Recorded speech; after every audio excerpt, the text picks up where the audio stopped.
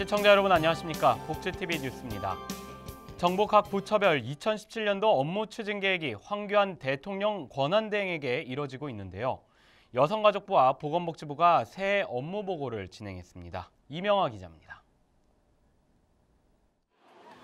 정부는 지난 4년간의 정책 성과를 토대로 2017년의 제도 변화를 소개하며 업무 계획을 발표했습니다.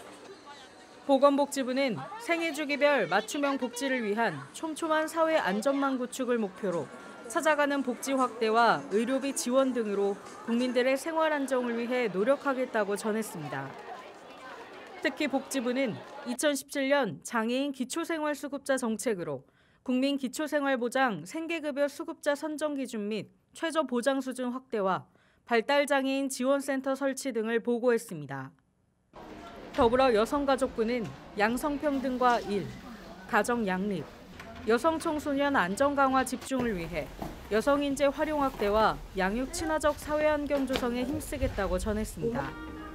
이를 위해 여성, 청소년, 가족으로 정책 분야를 나눠 저소득 한부모 가족 양육 지원금 인상 등 자녀 양육을 지원하는 서비스 확대와 경력 단절 여성과 미혼모를 위한 복지 확대, 위기 청소년을 돕는 지원 시설 확대를 실시한다고 밝혔습니다.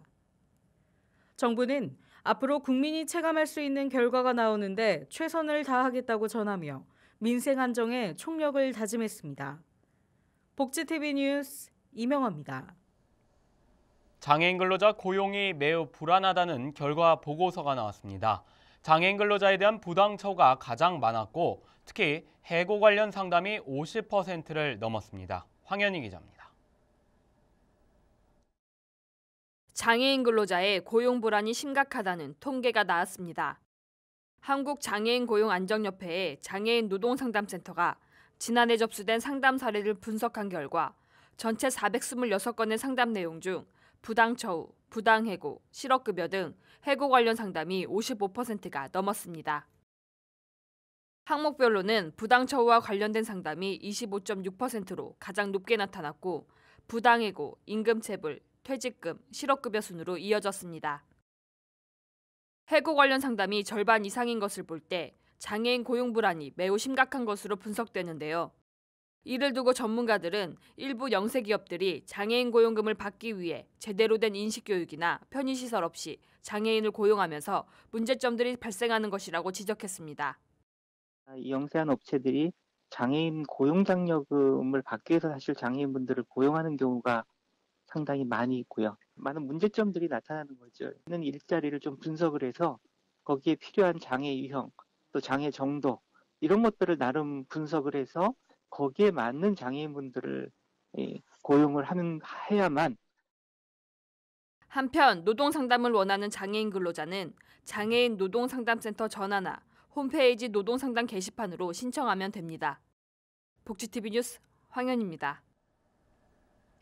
이달 18일 제4대 대한장애인체육회장의 선거가 있죠. 이명호, 장춘배 두 후보가 선거를 앞두고 이 공명선거 실천 결의대회를 가졌습니다. 정두리 기자입니다.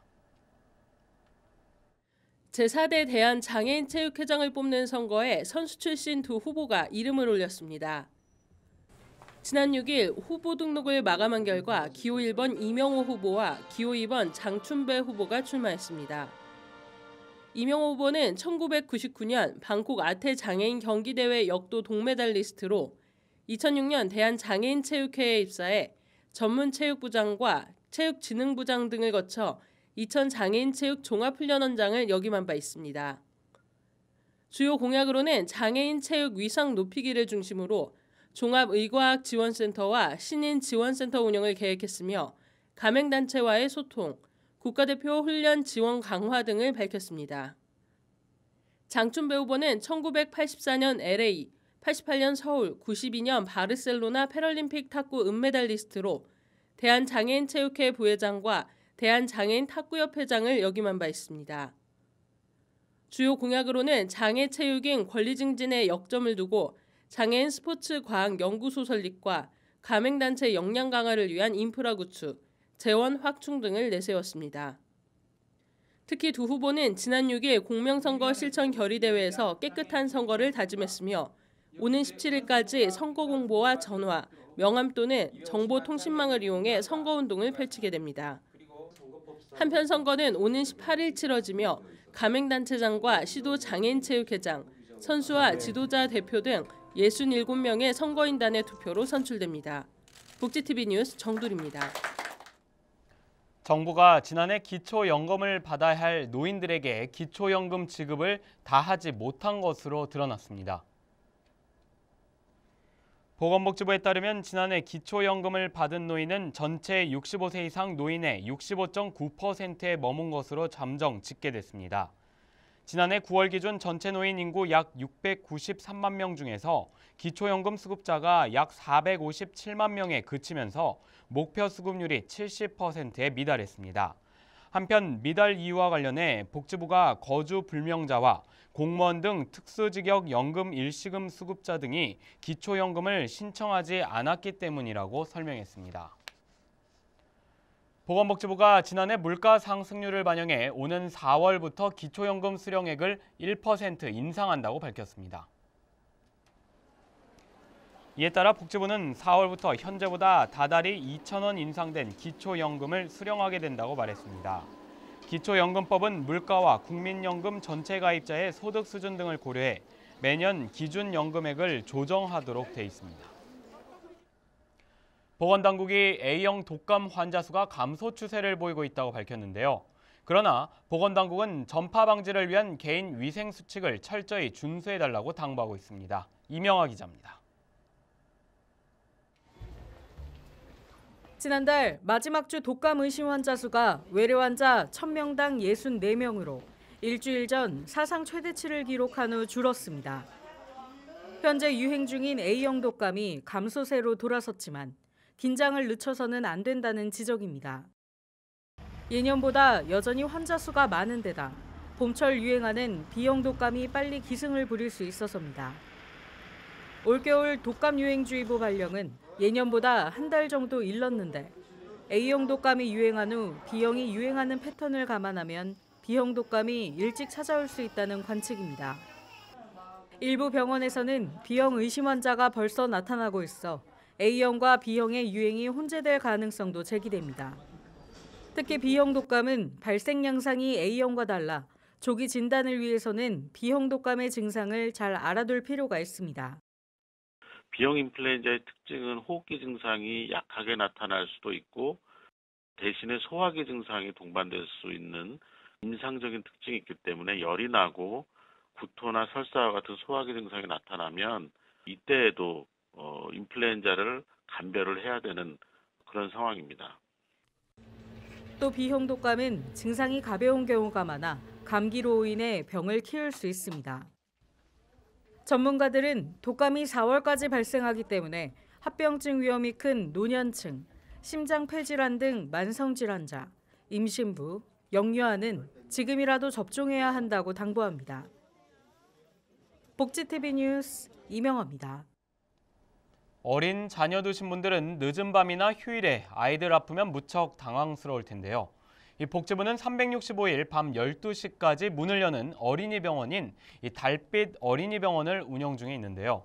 경기도가 기존의 평택과 용인뿐만 아니라 이 시흥과 고양에도 확대 운영합니다. 황현희 기자입니다.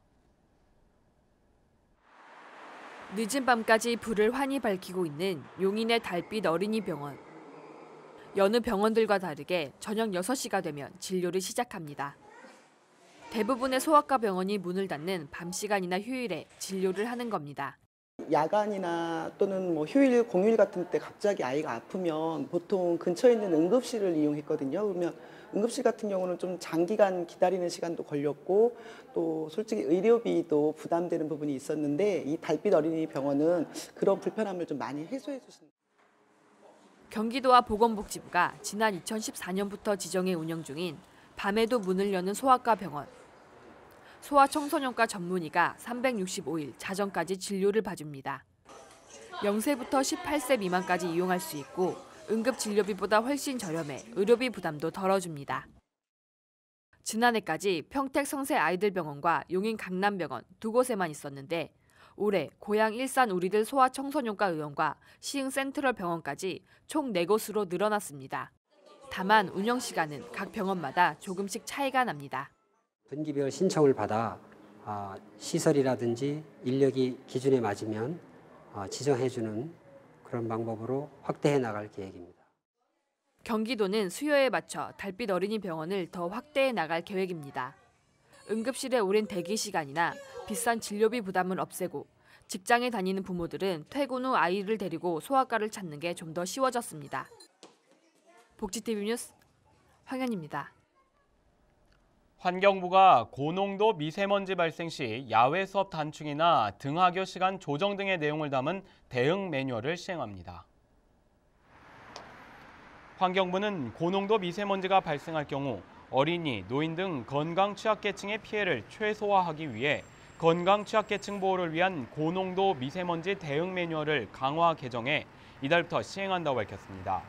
환경부는 이번 개정 매뉴얼이 어린이집, 학교, 노인복지시설 등 현장에서 제대로 반영될 수 있도록 각 부처와 지자체 등과 협력해 순회교육과 설명회 등을 가질 예정입니다.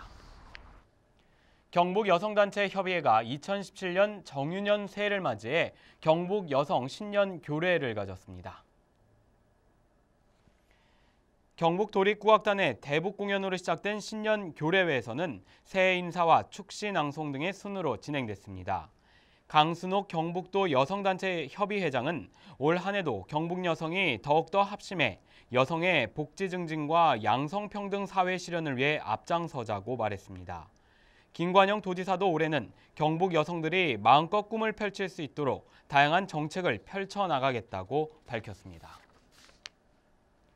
복지TV 전 임직원들이 참석한 가운데 2017년도 신년 할애가 열렸습니다. 복지TV 최기옥 회장과 박청태 명예회장이 참석한 가운데 열린 신년 할애에서 복지TV 전 임직원은 새해 인사와 함께 방송본부 2017년도 한 해 업무 보고가 있었습니다. 신년 할애에서 최기옥 회장은 사회 소외계층을 위한 방송국이 되자며 올 한 해 나눔과 배려를 몸소 실천하는 임직원이 되자고 말했습니다.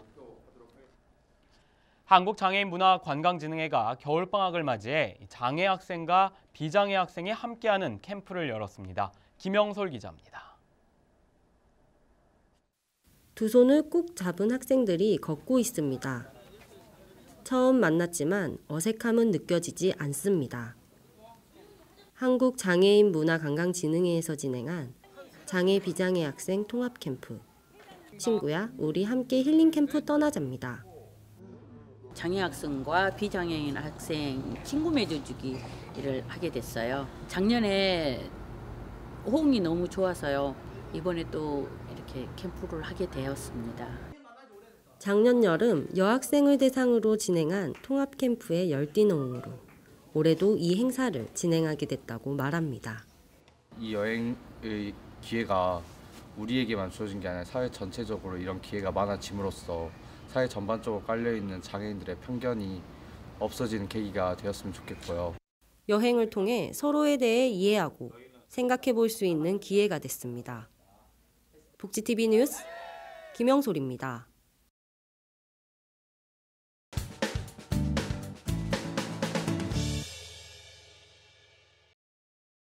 인천광역시 시각장애인 복지관은 지난 수요일 3층 강당에서 시각장애인과 가족이 참여한 가운데 2017년도 상반기 사업설명회와 이용자 간담회를 열었습니다. 이번 간담회는 복지사업 안내와 이해를 돕고 당사자의 의견을 수렴해 적극 반영하기 위해 마련됐습니다. 이 자리에서 인천광역시 시각장애인 복지관 김기훈 관장은 다양한 시각장애 재활 사업을 기획하고 실천해 낮은 자리에서 섬기며 당사자 입장에서 서비스를 제공할 수 있도록 최선을 다하겠다고 전했습니다. 인천광역시 시각장애인 복지관은 한국사회복지협의회로부터 2016-17년도 희망나눔 지원 사업의 수행기관으로 선정돼 취약계층 식료품 지원의 일환으로 우리 집의 까치가를 기획하고 설 명절의 따뜻한 나눔을 실천합니다. 이번 사업을 기획한 인천광역시 시각장애인 복지관은 시각장애인에게 지역사회가 관심을 갖고 소통할 수 있도록 사회 분위기 조성이 필요하다고 전했습니다. 본 사업은 이번 달 9일부터 13일까지 접수를 통해 이번 달 17일부터 20일까지 인천 지역 시각장애인에게 전달될 예정입니다. 보다 자세한 사항은 인천 시각장애인 복지관 기획상담팀 전화번호 032-876-3500으로 문의하시면 됩니다. 다음 달 7일부터 시작하는 제14회 장애인 동계체육대회를 준비하고 있는 아산시 장애인복지관의 아이스 슬레이지 하키팀의 소식입니다. 충남 지역 유일의 장애인 아이스 하키팀으로 2013년 1월 창단한 아산 스마트 라이노, 2015년 제12회 장애인 동계체전 3위를 시작으로 여러 대회에 입상하며 장애인 아이스 하키계의 다크호스로 떠오르고 있습니다. 아산 지역에서 훈련할 장소가 없어 주말마다 성남 탄천 빙상장까지 가서 훈련을 진행하고 있는데요. 어려운 여건 속에서 묵묵히 운동하며 하키를 통해 사회와 소통하는 선수들이 이번 대회에서도 좋은 성적을 거둘 수 있도록 많은 관심과 사랑 부탁드립니다. 또한 아산 스마트 라이노 아이스 슬레이지 하키에 참가를 원하는 지체장애인은 아산시 장애인복지관 문학체육지원팀으로 연락 바랍니다.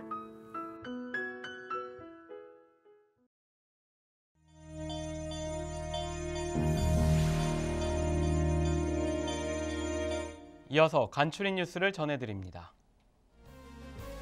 보건복지부가 황교안 권한대행에게 2017년도 업무 보고를 한 가운데 올해는 수요자 중심의 촘촘한 보건복지 서비스를 펼칠 계획이라고 밝혔습니다.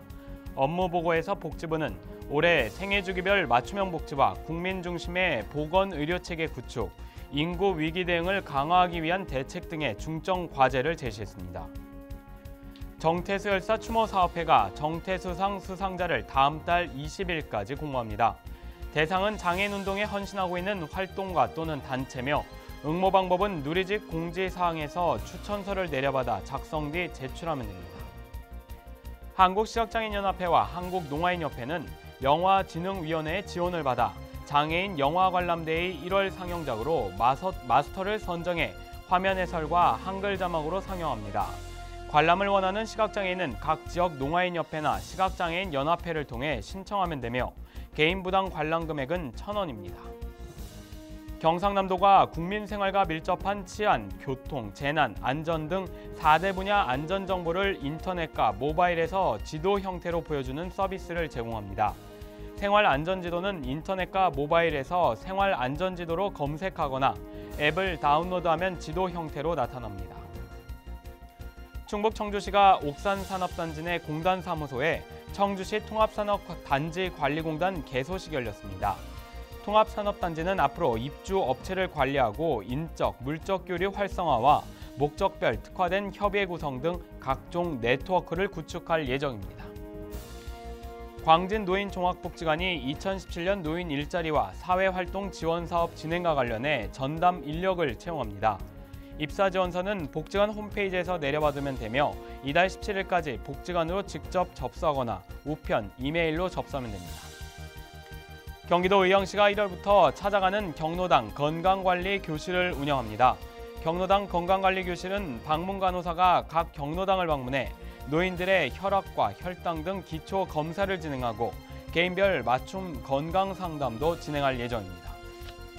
경기도 부천시 보건소가 만 65세 이상 노인을 대상으로 폐렴구균 무료 예방접종을 실시합니다. 예방접종은 평생 1회만 하면 되며 대상자는 신분증을 갖고 가까운 보건소를 방문하면 예방접종을 받을 수 있습니다.